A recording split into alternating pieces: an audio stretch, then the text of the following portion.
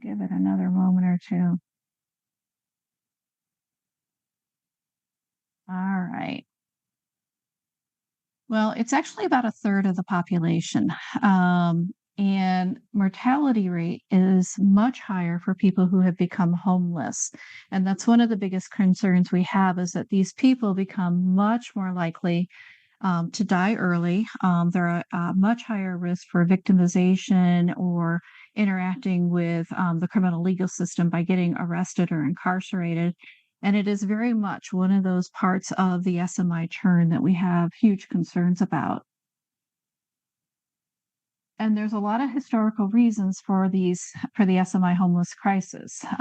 We've had that huge closure of the state hospitals and a shift towards forensic beds, but it's also about that lack of the full continuum of care, nowhere to send people to when they come out of the hospital that supports their needs well enough. And system wide, again, anosognosia. Sometimes we have certain levels of care that just don't work for a person because they can't stay voluntarily engaged. Sometimes they'll even run away, right?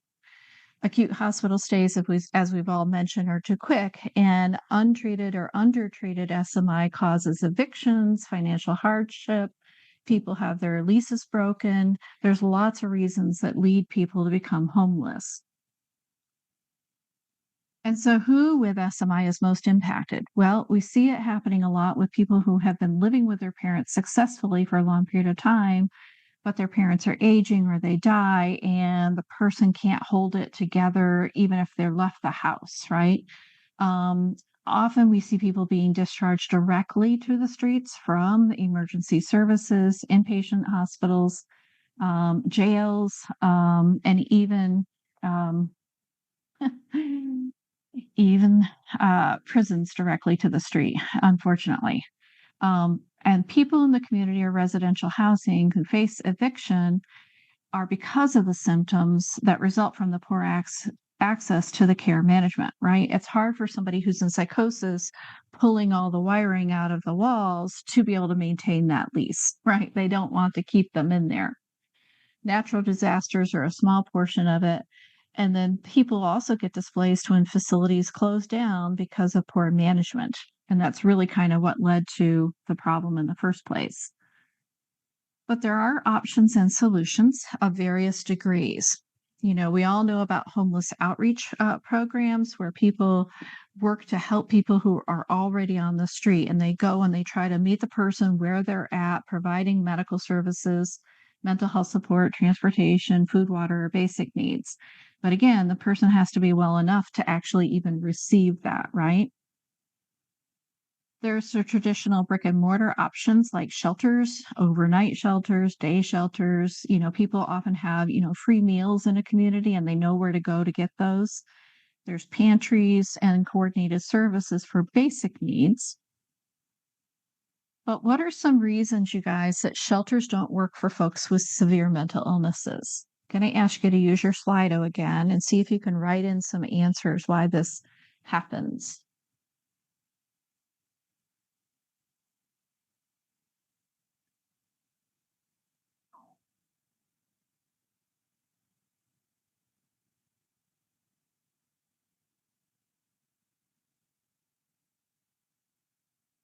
Aggressive behavior, paranoia, distrust, co-occurring addictions. Yep, sometimes they won't take people that have an addiction. Yep, things get stolen. They just won't stay. Yep, they get victimized for sure. The rules, they don't want to have to do the rules. You got it. The disease itself, symptoms. Yeah, very good, you guys. There's a lot of reasons why they don't work for a lot of people with SMI. If it's a whole family, often they won't take a whole family. They won't take a pet. If somebody's gotten a pet, they won't accept them. And things that you already mentioned, theft, assault. Sometimes their paranoia makes them want to be outdoors. They feel a lot safer there. There's not enough capacity. Sometimes they have to say that, yes, they believe in God or whatever that might be.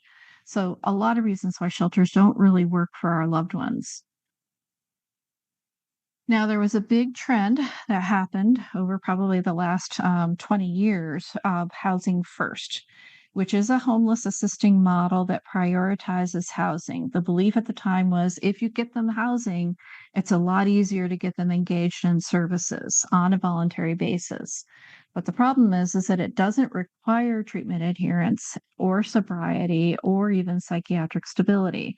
And so what you sometimes will see is people getting evicted from housing first because they completely destroy the unit that they're in or the apartment that they're in, or they relapse because they've got other people using substances nearby and it's a lot harder to stay clean, right? So this doesn't solve the problem either. Housing first alone without treatment combined with it doesn't seem to help a lot of our loved ones, although it can a few. It has a role. So, what we like to try to talk about is housing that heals. And that's a term that was coined by Teresa Pasquini and Lauren Ratagliata, who you'll see here in a moment.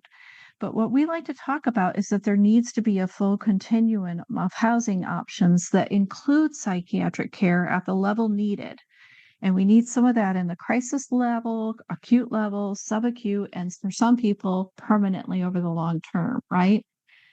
And it needs to include on-site services, including case management, medical care, therapy, and social and educational programs, because it's not about just taking the meds.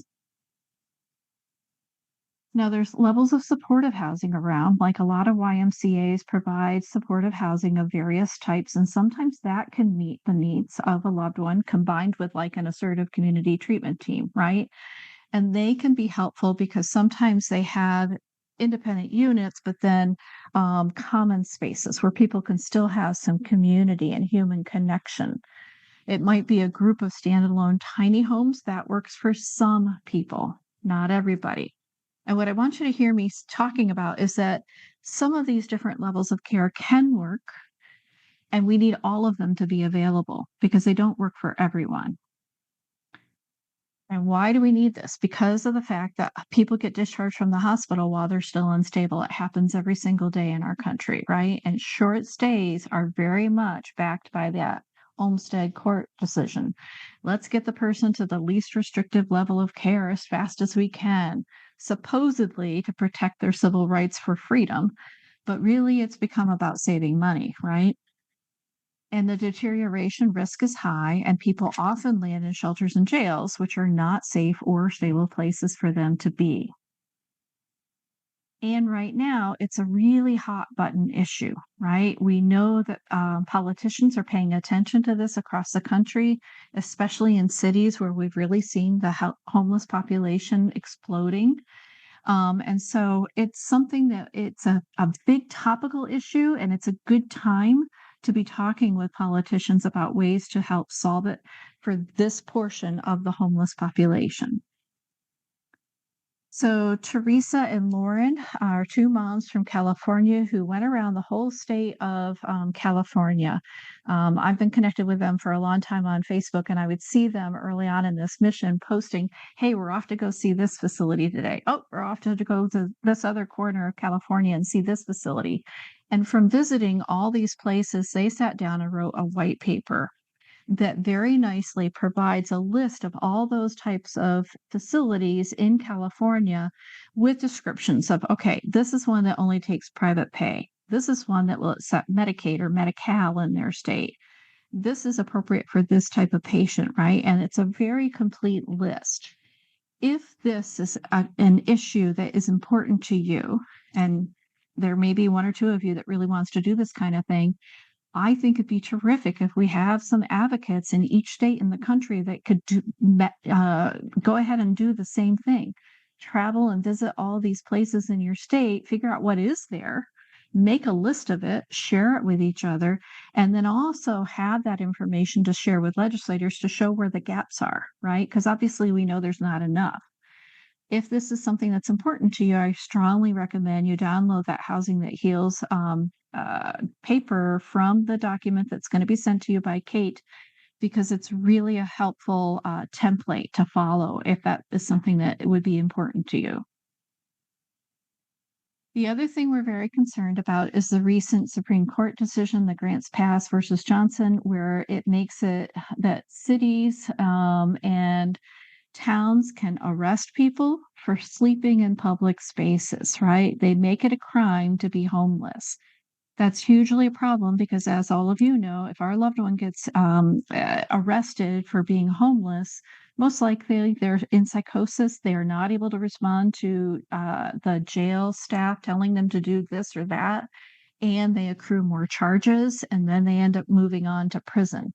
It's a huge problem that we're greatly concerned